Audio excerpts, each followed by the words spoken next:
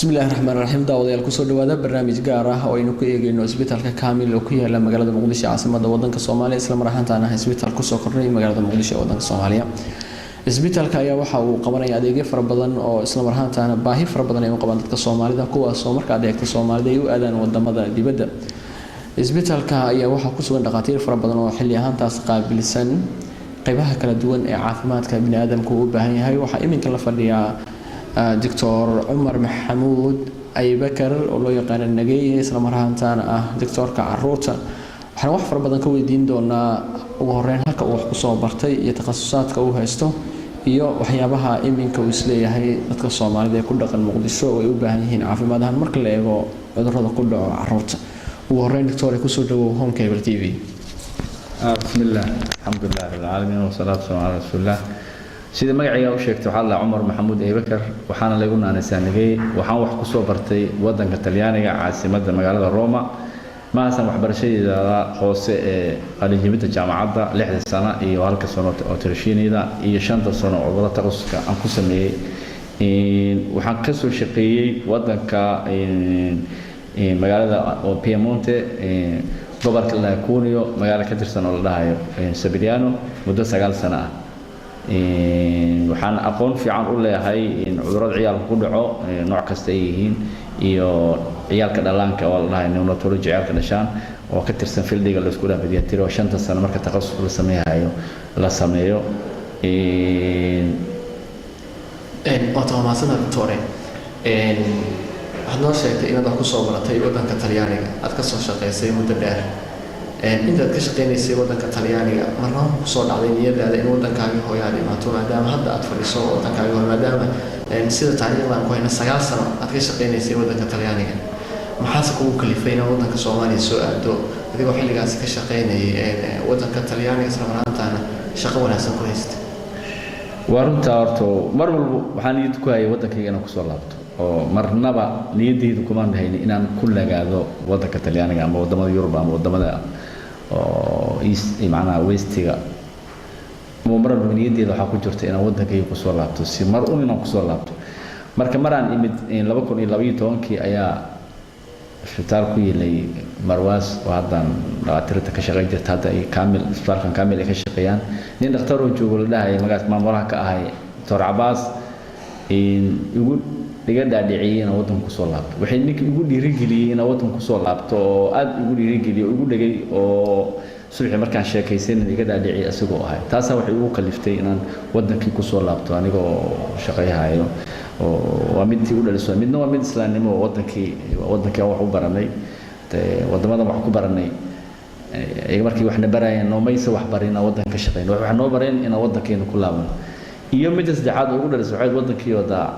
nidaamkiis iyo soo cusboonaysi oo soo fiicnaayo waa nidaamkii iyo wadankii dibaabaynta dib u soo leeyahay taas waxyaalahaas isku tagtagay waxay igu dhaliyeen inaan go'aan gaaro oo aan go'aankayga uu sanaqan Talyaaniga fasax ka soo qaado intaan ka shaqeeyay go'aankayga uu noqday oo meeshii ku laabo oo ruqsayso ama Talyaaniga joog markaan fikiray oo go'aankan uu ku soo dhabaaday inaan Soomaaliya iska dhaafo ama Talyaaniga iska joogo inta noloshiisa ka dhiman ama inaan Soomaaliya inta noloshiisa ka dhiman ilaahay arinteedu bandhiga waxa ii soo baxday inaan Talyaaniga ka soo tago soo ruqsaysto wadankayga ku soo laabto waxa go'aankaas marka sidoo la noqday bulshada markaas la dhaqmaysa ama dhaqaatiirta xilligaas ku la sugnaa Talyaaniga aad iyo yaabeen oo dhowrsiyo marka loo fiiriyo qaar waxa jira dhaqaatiir ah aad iyo aad saaxiib u ahayn sababtoo dhaqaatiir aan ahayn oo ciyaar asla shaqaysa 16 Talyaani ahayd qaar badankood hal maahin inta kala gobolkii u dhasheen qaarkood magaalada ka shaqeynay u dhasheen aad iyo la yaabeen qaasaan dhaqaatiir aad soo fiican ma jirto macna waxay la yaabeen in waqtiga Soomaaliya la joogo oo wadan dagaal iyo rabshado nidaam aan ka jirin iyo meesha ku suganta amaanka ku haysatid iyo shaqada haysatid oo aan la heli karin contracted fasting ama permanent wixii dhamaay nolosha ku jirta ka bax in nolol kale dib badan gal waxay la noqotay waxaan macquul ahay laakiin markaan ka dhaadhiciyay waa ogahay maxalli jireen waa sax waxa sheegayso run waay laakiin waa ayagu waxay dhaan sharta defeata macna noloshiida go'aan aan gaar aniga waay isdahay inaan ku guulaysan jeclahay waxaan uga dhaadhiciyay waxaan iri waxa waay isbitaalkii meeshaan u socdo waa meel dhakhtarka ciyaalka qiimo weyn u kaliya aad ugu farxay marka inay iga codsadeen hadii wadankii oo nabad noqdo ay meesha u socotana ay fiinaato nuga cusub waa imaanayna baata doctor marka la eego magaalada muqdisho caasimadda wadanka Soomaaliya iyo wadanka Yurub aad ka shaqeynaysay run ahaantii waxa u dhaxeeyo isbedel ama waxa difference aad iyo aad u weyn ka jira talyaaniga markaad joogtay daawo heer sareysa baaritaan heer sareeya intaas buu laga helay wadanka talyaaniga carruurta markaas aad u adeegaysa markaad imaatay Soomaaliya gaar ahaan isbitaalkan kaamil aad ka shaqeynayso sidaan aragnay qalab aad iyo aad u casri ah ayaa yaala kala duwan gaar ahaan qalabka hadda gadaasheena loo kala lagu koriyo carruurta maxaa kugu yaab badan ee cudurrada ku dhaca carruurta Soomaaliya marka la joogo aad waxay ugu yaab badan in carruurta oo aad looga daaweeyo cudurka TB-shada yahay ugu yaab badan waxa waaye ciyaalka markii hooyooyinka qaarkood marka la sheekayso waxay ku leeyihiin cunuga TB-shada waa ku dhashay waa macquul cunuga TB-shada ku dhashay laakiin intaan cunuga TB-shada laga daaweeyo hooyada laga daaweeyaa haday run tahay macnaha waxyaalaha aad ugu dhaliyay marka TB-da sidaad garanaysiin waa cudur oo la daaweyn kara laakiin muddo 6 bil ilaa 8 ilaa waqtiga hadda sida loogu talagalay in daawo la qaato inta dhowr hal daawona ma ugu yaraan 3 iyo 4 daawo ciyaal la siiyo qaarkood hadda marka sida loo siiyay protocol qaasay leedahay marka wax sahlan ma in ilmihi TB cunuga sida leeyahay TB waxyaalaha aad ugu dhaliyay in macnaha aad ula yaabay ay tahay laakiin on maana sii joogan dadka aan ka dhaadhiciyo oo kala doodo waxay ugu dambeysay islaan hadda iyo timid maalmo hore oo wiil 7 jir meelaha qabtay waxay aaminsaneed inuu TB qabo raajaan saarnay dhakhtarna la shaqeeyo dhakhtarka raajada akhriyay naga wada fiirinay infection sababay qabtay badan taada inuu virus yahay daawadii la siiyo waa diiday waa ka diidana dawladda TB lagu qabanay marka waxay tiri bas waa iska tagtay baada doctor wadanka Soomaaliya gaar ahaan magaalada Muqdisho waxa ay ku jirtay marxalad adag 22 sano ugu dambeeyay wadanka magaalada ka soo waxaa jirtay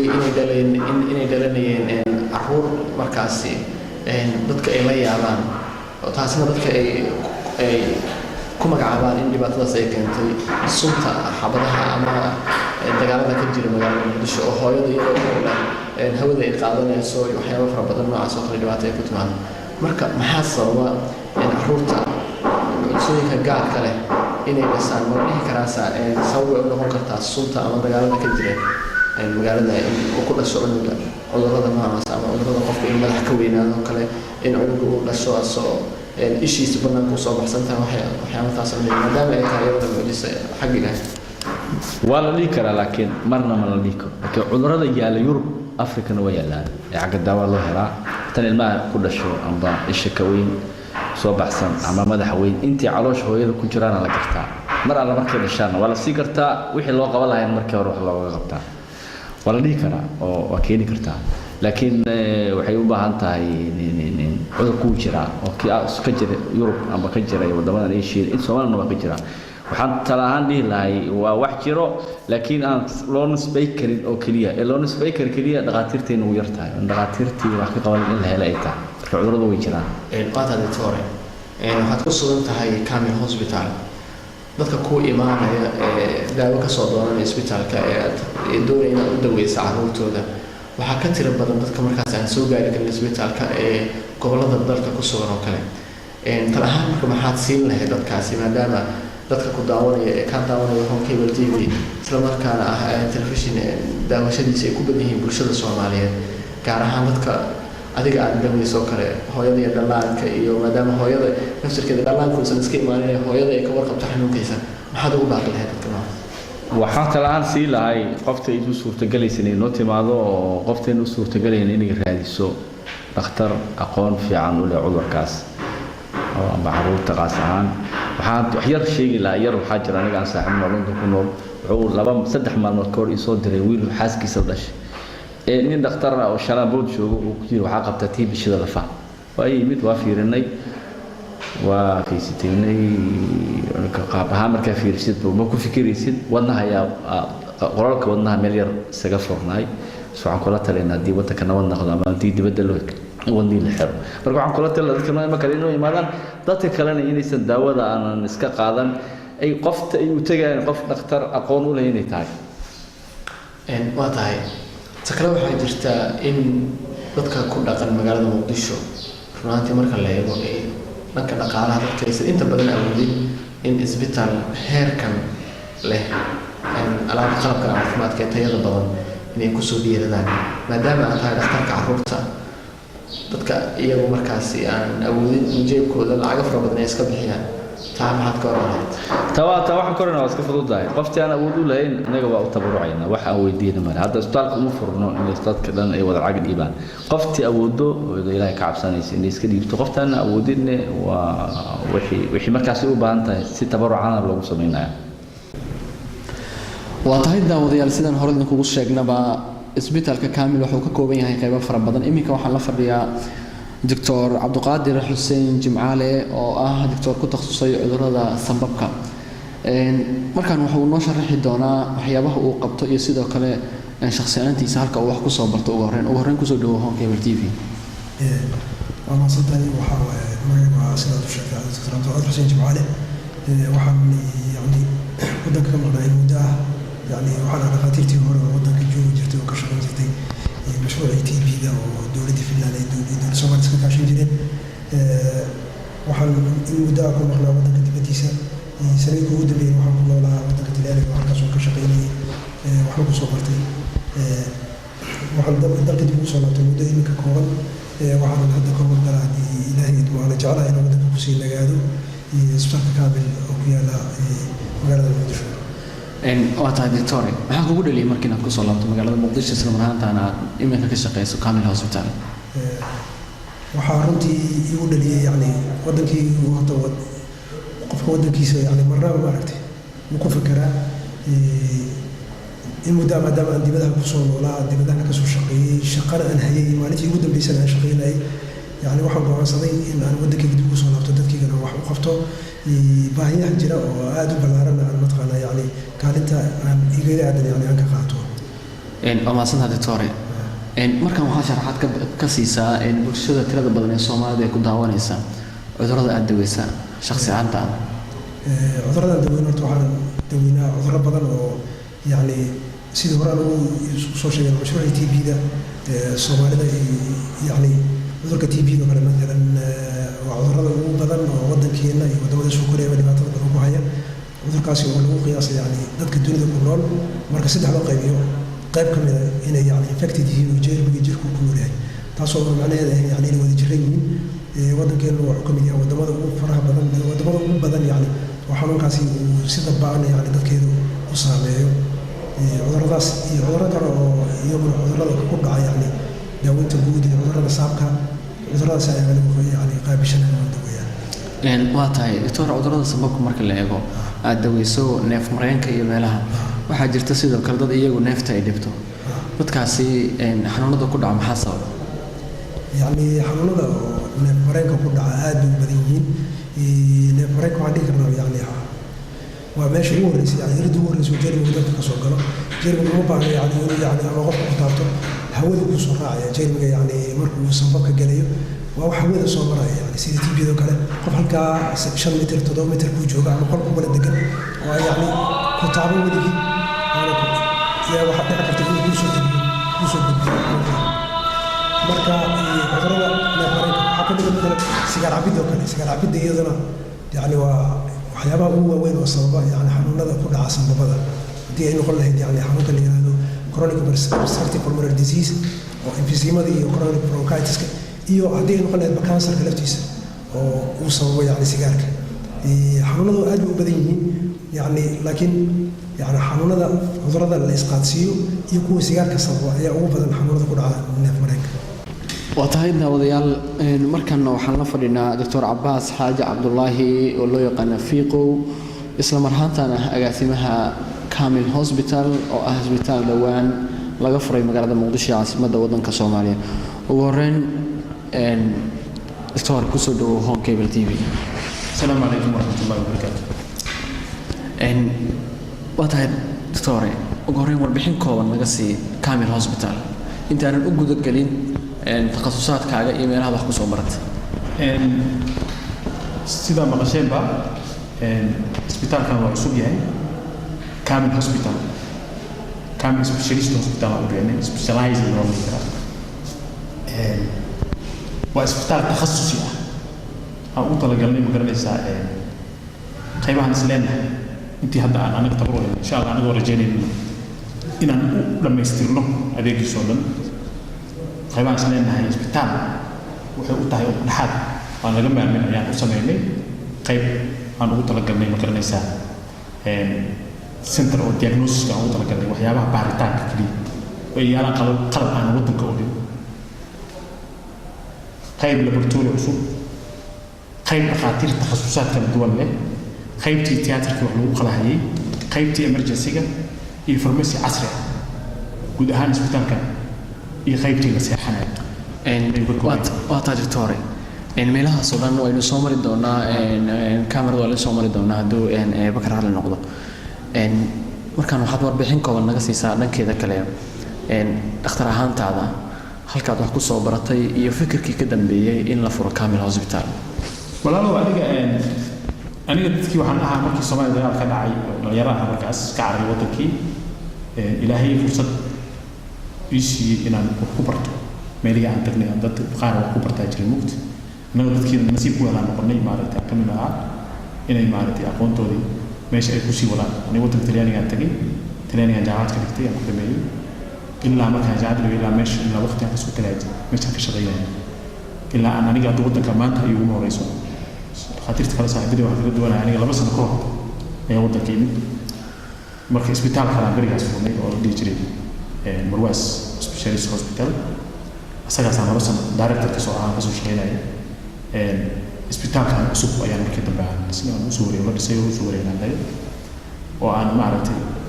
خبرتي عن كهني بركي ورد ودك ودي وقت كم قطع عافيمات ودك أنا ودي وقت شقين أنا هرم وجوبي أيوة أنا لا كعرب أنا هاي markii aan mid meel kale ka soo shaqeeyay waaqac kale mid kale ka soo shaqeynaysa tagay iyo baahi ka duwan baahida Soomaaliya taale iyo maaragtay iyo aqoon ka duwan meel waxa ka mid wax walba ay iska yaalaan dhaqaatiir inta la rabo la heli karo qalab wixii marka bani'aadamka uu ku nool yahay yaalaan annagana qayb ka mid ah umada saareen oo ka shaqeynay hal mar meeshan mid annaga taariikhan dadku ugu horeeyay oo baalka city scan ee Soomaaliya taqaan oo dhex galo wadankan xabad ayadoo gees ka dhacay xabar ليمت ما بقى من سنة واحد كان مش شغال هذا الحمد لله بدنا أسلوب ده هذا مش شغال لكن أنا كان يعني سؤال الفكرة هاني لو كان كريم وقوة قدرته مركز مركز عسيب ده أو ترتيب وفهم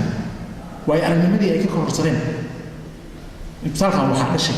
بصراحة هذا الشيء وأي أنا من مدي عنك كورسين اسمه دارك يقرأ أنا أقول لك إنه ولا سيدي في الجريدة دولنا لا إلى عفمات كذا أنا وكيف أي سنة وحاسولا أيام وحنفرني اسبتالك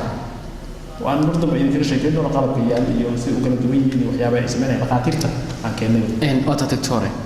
أنت سمرك إنه كسر كده بنو أيام معمولها هتكتهاي إسبيتال كان أجازمها هتكتهاي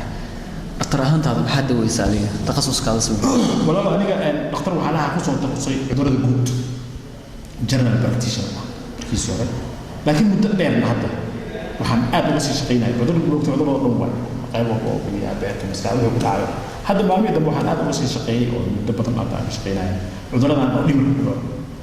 إذا سؤالنا إن الواحد يسكن على الموت والله هاي وأنا مثلا اخترت هذا وحكو شقيا عادية مثلا حكو شقيا مالتي عذرنا زود كأنا وحكو كركية عبارة كذا سكر دي كركة وحياة كومبليكيشن كذا كذا عذرنا بس أو ما عرفت سكر تاسي أو ديجاسي أو سترول تاسي بدل ما نقول كم تخلص كومبليكيشن بدل كذا شو سترول تاسي وحاس وحياة بس هذا كداوينا وحاحد المركب تبين عن مالتي باي إكسبيرينس أنا كشخيمته ولا أنا أركاي وكان بدن ودراس كمان أو أدنى مرتب أنا أكون بدن كاري ودراس أنا معرفة كل عاية ومسكحة كان هم سمعنا معرفة ودراس وقت كم بالي بس الصوت اللي يجي وحاسس أنا بروبلم أنا تمام معرفة ده غالبا بدن يجي لنا بعدين صار تبدن بتكلم ما ده تبقى جسميا بدر قبول الله وعذر نفسي خلاص خفوا ما هو مرة يقول على هذا قبر الجرب طول الجرب على بيته الجرب سكول كان أنت سكول في السنة اللي هي عندي لنا أول والسنة هلا صار عرضها يعني ما كنت أنا لكن هذا أنا واحد دواء أنا وسيم دوية أنا لا أنت الله هذا ما هذا زي يا ولد تكنيكال سبيج بس حاليا كنا قف كاس عوض نفسي وقبعه والله دعوة كريز هيستيري على هيستيري كريز أنا ده حيوصل على أنت هذا جو حمر أنا والله أدوار كذا وأنت مرة بدل دوّي لا كذا شقف أذكر ماشي عند المرسي مثلا إلا قرطو أي أذكر من أن بيس كلينيك بيس في عن الله الآن وقتنا أنا سوي شقينا ما أنا سوي شقينا عارفين ولا ربنا أنا سوي عدقتها من السكب وسدي وعدقت وحيابها نفتح بعد بس أنا في سنة وعي ويا بنا أنت أحمر جو أنا غير مرة ليه كذي أنا غير مرة يصدق تاب بس كسوها مرة يصدق كم تاب سنة كله مسوها وهو يسمع له ويقول جيت ونسوا عرفتي أو مركب يقول يصدق بالله وتمر كان شيء كستيتري أما يروح يارا يورف إنسان أنا ما ضحك نفتينه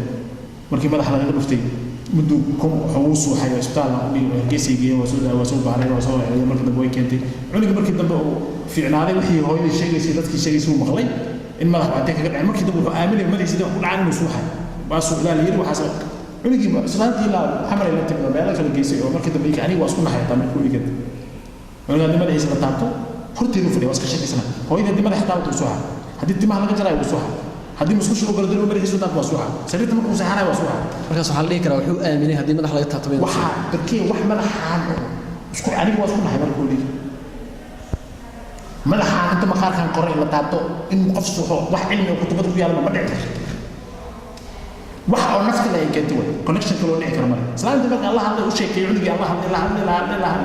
waxa wax jira ma aasaan ma cunugii madaxii ma jabno ma jabno raajal soo wax rasuul ismi malaha cunugan wax weesaas waaye cunugii waxa jira wax oo desensibilization wallahi qofkii wixii uu ka baqayay yani uu sameeyay waa ka gudbay markaas cunugan dadka magaalada jooga xaafadda wixii baad qaraabada oo madaxa ka taabtay oo maanta wixii imaado malaha qof soo hayo si madaxa dirta markii wixii dhan la sameeyay oo wixii dhan la dhameeyay ayaa wax soo baxday galabtii soo wada booyay soo wixii ka tagtay waraaqan ka qortay lamar galabtii soo wada faraxsan farax loo soo leeso wiilkii waa kan madaxiisa haystaa waa ka boodi mood ma waxyaabo badan waxay qaar badan oo bareen loo wada loo kala suuxsan waa tahay wata marka doctore marka maxaa sabab marka cudurrada dhimirka ku dhaca adigoo u faa'iideynaya bulshada fara badan ee home cable tv ka daawanaysa wallahi horta cudurrada dhimirka ku dhaca waa fara badan inta wax ku dhacda jirkan in la mid ah iyada maskaxdaas jirka kale Soomaalida waxa aad u leeyahay ma taqaana maskaxda jirka kale lugtaas iyo gacanta iyo sanka iyo maaragtay iyo wadnaha iyo beerka waxay kaga duwan tahay ma sida ayagoo dhan u xanuunsadaan ayada maskaxda u xanuunsadaan sida kuwa loo daaweeyaa in loo daaweyn karo waa ka dhib badan tahay waa fahmi karaa oo hadda bisan laga qabto sanka waxa weeye inaad ka neefsatid iyo urkii waxaas laga dhumay wax badan kale ma laha qabto meel kale afka waa saga neefsan maskaxda shaqadeedu waa culus jirkaana ma bay kontrolsha garaadki wax kala fahamki aqoontaadi xusuusti wixii oo dhan meeshan ku jiro waxaas hadii la soo galo qofkii sharaftiisii iyo qof ahaantiisii aad lumayso culayska ay ku leedahay waa ka duwan tahay markii far laga qabto iyo markii sanka laga qabto iyo markii laga qabto markii maskaxda waa kala duwan tahay markii la qabto qaybtaas oo wax ku dhacaan oo cudurrada dhimirka oo kale markuu ku dhacaan qofkii wuxuu dhuminayaa qof ahaantiisa karaamadiisa aad lumayso oo qofku cawaay qofkii la joogo wixii laga xishoonay wax kale ma karo wixii oo fiicnaa wixii ma kala saari karo ma karaysa cudurradii kasta ay badan yihiin oo kala culus yihiin sidaa marka waxaan u sheegaynaa dadka sida cudurrada ku dhaco wadnaha iyo beerka iyo kelyaha ay u kala culus yihiin qaar ah waxba laga qaban karo qaar weligood daawo loo qaadanayo qaar fududoo markiiba cawal xanuunta ugu dhaco shuban yarta ugu dhaco oo jeermi xunta ugu galo daawo yar lagu siiyay maalinta wixii ka boodaysa oo iska fiicdaanaysa saasay ayada maskaxda wax ku dhacay ayada saasay u kala culus yihiin cudurro culus oo waxaa jiro weligaaba aadan sida caadiga aadan completely na kusoo noqday adag tahay oo daawo joogta aan siinayo oo markii kaa dhamaad jirkaaga adana sidaa aad kusoo noqonaysa oo laga yaabo qofkii hore aa u ahayd boqolkiiba boqol inaad kusoo noqon karin markuu cudurkan ku dhaco laakiin waxaa jira boqolaal kun oo cudur oo kale oo aan u malaynahay Soomaalida inay ku badan tahay Soomaalida waxaa ku badan oo intaan joogay aan arkay waxa la yiraahdo psychosomatic psychosomatic wax cudurrada oo qofkii maskaxdiisa wax sawarinayso wixii maskaxdiisa stresskii ku dhacay oo muddo badan ku dhacay dagaalada soo xirtay sano dagaalada wixii ku jira dhibkii ku jira stresskii ku dhacay muddo badan ku soo jiray maskaxda jirkii wixii ku soo gudbinaysa qofkii jir ahaan uu dareemay oo uu leeyahay qofkii uu ku imaanayo tin ilaa cirib problem uu ku sheegay hadii say ku dhici kartaa qof dhigta wax ka maqlo meeshan ay badboodayso aloosh waa idinku dhabarka kama saxan karo lugta habeenka markaan fidii ma laamayso qofkaas shaki kaaga jiro waxa intaas hal mar isugu dhici qofku wuxuu leeyahay fardu lugta markaa qaadsan daro bas ka soo adkaanaysa oo dhigteena markaa maqlo wax ma ka maqlo gudaha oo markaa habeenka saxan neefta ugu ximayso soo boodaay wadnahii garaacooda badanay marsaa u joogo waa qabtaa waa celiya caloosha ay gadoomayso wax masquul ma galo marka haleeda saaro raganimadii asaad iga noqotay madax tin ilaa cirib problem ku jira markaas qofkaas meesha ku jirin naftu sayidka Soomaaliya oo qofkii dhakhtarkii uu baa hadii karantii markaas daawada loo qaatay ka waran dawla si dhigta xanuunka mid ee loo qoro caloosha mid ee loo qoro lugtu sheegtay lugta xanuunka loo qoro dhabarka bacd daawo u qaato oo qofkii doonta dhigta uu qaadanayo marka warsi tan sanka lagu soo qoray tan caloosha lagu soo qoray tan kelida lagu soo qoray tan lugta lagu soo qoray subaxa hal qaata garabkii shan qaata afar tobanki qaata qofkii adiga waxa la ninka warshadniya farmasi way kaliis la tahay marka waxa waaye qofna kuma eedeyn hada anaga dad waaqina ma ina wax sax la islaan tamardu alla inay waxa sidii yir u fahmo anaga hadda teen ma aha midaan leenahay hebla saani heblaaya saani xaliba inta ka buuti ma dan loogu jirtana ma wada daan waxa keentay doctortaas problemka wadanku ku soo jiray 22 sano ama 23 sano ugu dambeeyay in qofka xitaa dawo uusan lahayn oo kala loo soo qara iyadoo Soomaaliya gaar ahaan Muqdisho waxyaabaha Soomaaliya ugu leeyahay koobneed in qof dawo la siiyay dawo dhakhtar u soo qarmahay dawo kale u soo siiyay ninka jooga farmasiga taasna qofka dareemi karto dhibaatooyinka ay ku keeni karto in qofka seedihiisa istaagaan 24 saac oo kale dhacdo problemada ma sheekeyn karaa aniga waxa u dhacday aniga shakhsi misaajidka marwaysa ka soo baxay qolo oo farmasi meelaha ku sheegay kariyaa وصوب على الفرمسية من صاحب أنا ماشي قرط جوا أنا ماشي كجرا سلامة وصله أنت ماشي تاعنا سوور على كيسة نحني وضيم جاي بسوط حيوان صوت أصوب اللي ماشي ويلا يرى ما الفرمسية يجود الموت لقيت مع أول زام زاد هذا لا طبعا حبوا يقولوا فين يسي شرب ولا صوب ولا سي أم برزول ما يسا ها شن يسي خر أما سجلين ها طبعا يقسي جرب طبعا داو أكل دون وهذول أختار قارقات أنت بدل من الدواء دول أختار تي الوسع هذا ما هي ساعة تي يسيبه هبينا هذا مسح له شق ولا سوي شرب بعد سنة لو سوي لعبته به سوي كرزي بعد داو قاطي أو سيد السكر إبريسي عنه وقدرها أو ملين الدكان عادي ويبسدي شوك maxaa keeni kara marka qofkaas intaas loo geeyay walaalo qof dambi gaar ah kule malaha bin aadanka system uu baahay qofka duu meel ku dhasho oo maalintu dhashay ilaa hadda saas in la sameeynaa kaliya uu arkay wax aadan ku leeyahay qofkii waa jiranaa sida bin aadanka waxaan u saaray daawo u baahan sida uu baahnaa inuu baahay meesha waxa waaye farmasiga ninka furnaay waa qasab farmasi bin aadan waddanka laga furo waa hadda aad kuma laha waa qasab farmasi la furo oo dadka u baahan daawo sida sokorta u baahan bariis u baahan farmasiga u baahan daawo inay ka taa xanuunadii waa jiraan waa dhab meesha waxa laga hadlayaa waxay tahay system waxaan isay u soo shaqeynayaan ummadan ilaalsada meesha waxa loo baahan yahay ummadan dad iskale ummad dawladda iskale ilaahay ku tuku ummadan resources ummadda ay leedahay dadka resources dadka way mugta ana hadda shidaha la qooday iyo malaay meel laga soo bixi iyo ma aha anaga waxa ugu weyn oo qabno dadkeena waxa qabnaa anaga weyn wax loo waxa soo dhan hadii dadka dhamaada waxay noo tarayaan waxas mal anaga waxa way dhibaatada jirto waxa way dadkiina بني آدم كمان كي جوغان سويسرلاند iyo Jamaica iyo Jamaica iyo meelahaas kale markay joogaan saas inay u nolaan markii dhulkaas ay joogaan inay ku xasbanaadaan ma aha oo markii Soomaaliya yimaado waxaas oo dhan laga maarmo ma aha markii aanay baxo oo aan Ingiriis ka tago inaan markii baahideeda intaas la ekaanaysa ma dawladda ma busho dhaqaaleey wax control cuntada cunaa waxay control daawada cunaa waxay control ninkii qadaba nin qabanayo intaas oo kun maxkamadood intaas oo kun station inay jiraan intaas oo in loo baahan markii Ingiriis intaas oo police oo wareegayso intaas oo meel loo dacwoodo intaas oo dhaqaatiir oo inta safan intaas oo takhassusi ma aha mid gaari markaan halka baa aniga Abbas xagga markaa taw baahideeda inta in la ekaan oo xamar markaa imaado wixii dhan aan ka maarmayo iska taga farmasi taga baa iska soo bursan karo ma aha dadka baahidooda waa isku mid intaas waa marwo laakiin meesha waxa jirto sidii biyaha ceelasha biyihii u maqan yihiin oo dhulku u dudunsan yahay oo sariir u baabaasan yihiin oo wax kasta u dudunsan annaga laga rabaa qofaan ku eedayn male Soomaaliya ayaga laga rabaa ayay waxay u maqan tahay qaybtaas u maqan annaga waxa u nimid hadduu ilaahay nu kaalmo wala u baahan kaliya wax bas karnay qaybtaas inay buuxsato tahay doctor annagu u sii gudbi doono qeybaha markaasi uu ka kooban yahay isbitaalka ama qalabka kala duwan yaala waxaad siinaysaa tala ahaan walaalayaal aniga taladayda waa iska koobantay boqol mar aan sheegay arrinta markii dadkii imaadaan loo sheegay walaalayaalow maxaa la dhihi jiray wax kasto qofka ma ogaan kara kaliis wax kasto adiga u baahan tahay sida markay tubada kaa jabto aanin tuba yaqaan u raadinaysa markuu frontier kaa jabo nin yaqaan u raadinaysa markii korontada ka hadlo alla ninka korontada yaqaankii aaw qoladii korontada biyaha naga go'ay aaw qaybtan kalena u barataa jirto u baahan in loo imaado oo lagala tashado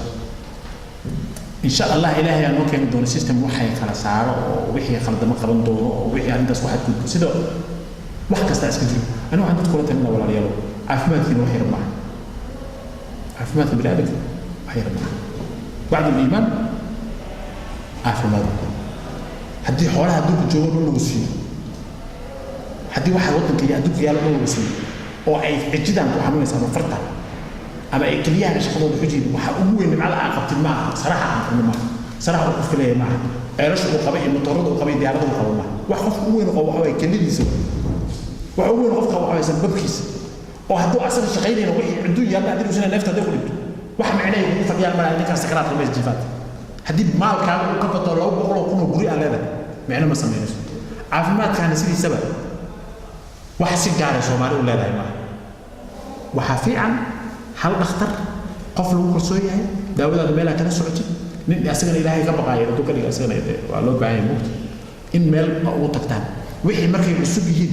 ina bilowdo boqolkaan dhakhtar oo soo maray وقفك ونقوليه أنت تصمري بعض قصوقات ما تقولوا تبع كل قصوقات وداود بركي هل بدو قات وفينا إنه ما أنت تروح توفينا أدو فينا وكان واحد ما يقان كاس عاد إسبتال كاس كان له بوراي وكان له بوراي واحد في حاجة يسنجرين وما دا وكو بابا أساس أنا إذا بابا أنا قصار الموجود بحيل أنا هنتي إني بتكلم وتهيئ داوديال waxaynu soo gaarnay qaybihii ugu dambeeyay ee barnaamijkii gaarka ahaa aynu ku soo qaadanaynay isbitaalka Kamil Hospital oo ku yaala gudaha magaalada Muqdisho isla mar ahaantaana isbitaalka cusub magaalada Muqdisho lehna adeegyo aad iyo aad u tiro badan oo dadka ay u aadaan wadamada dibadda taasoo isbitaalkan uu fududeeyay dadka inay ka heli karaan dalkoodii iyagoo qarash fara badanna uusan ka bixin waxaan ku jirnaa markaan qaybta qalliinka ama salada qalliinka dadka u yaqaanaan isla mar ahaantaana jirka bini'aadamka qayb walba ee qalliinka u baahan lagu sameeyo halkan waa tiyaatarka ama salada qalliinka waxa warbixin kooban 1 minute naga siin doono Dr. Abbas السلام عليكم واسو idin sheegay walaalkeen Cabdishaaq meeshan waa qaybtii qalliinka sida arkayseenba marka la soo galo qaybta waa xiran tahay dadka uma soo gudbi karaan meesha hore waa ka xiran tahay meeshan waxa soo galay kaliya qofkii la qalaayay iyo dhaqaatiirta bas marka qaybtan ilaa hadda laba miis ayaan u sameynay laakiin qayb kala jirto ayagana laba saddex kale iyo inoo yaalaan marka qaybta qalliinka waa qalliimada oo dhan baa lagu sameyn karaa qalliinka maxaa la dhihi jiray waxaan ku sameyn karnaa dumarka oday markay dhalaan oo Natalie Jazari waxa la waa lagu sameyn karaa orthopedic waa lagu qali karaa lafaha maxaa la dhihi jiray qalliimada guud oo dhan waa lagu sameyn karaa